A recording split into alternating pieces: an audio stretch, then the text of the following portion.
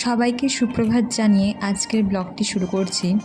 এখন আমি আউটরিচ ক্যাম্পের জন্য রওনা দিলাম। দেখতেই পাচ্ছেন এত দূর আউটরিচ ক্যাম্প রয়েছে। সবার প্রথমে আউটরিচে এসে আমাদেরকে ভ্যাকসিন লজিস্টিক ডায়েরিটি মেনটেন করতে হয়।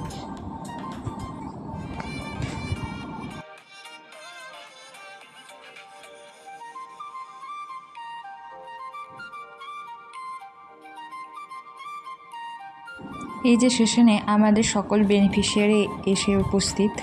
এই যে আমাদের সিএইচ দিদি। এই ছোট্ট পুচকেটি আজকে 2.5 মাসের ভ্যাকসিন নিতে এসেছে।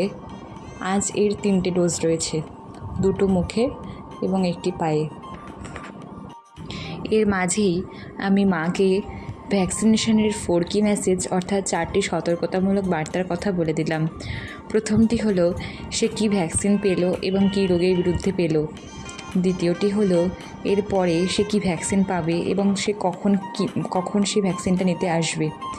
তৃতীয়টি হলো এই যে সে এই ভ্যাকসিনটি নিয়েছে তার ফলে তার সামান্যতম কী পার্শ্ব প্রতিক্রিয়া হতে পারে।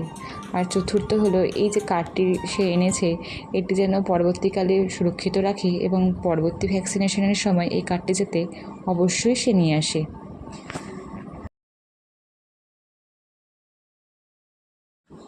তো আজকের এই ভিডিওটি এখানেই সমাপ্ত করলাম। আপনাদের যদি এই ভিডিওটি ভালো লাগে তাহলে অবশ্যই চ্যানেলটিকে সাবস্ক্রাইব করবেন।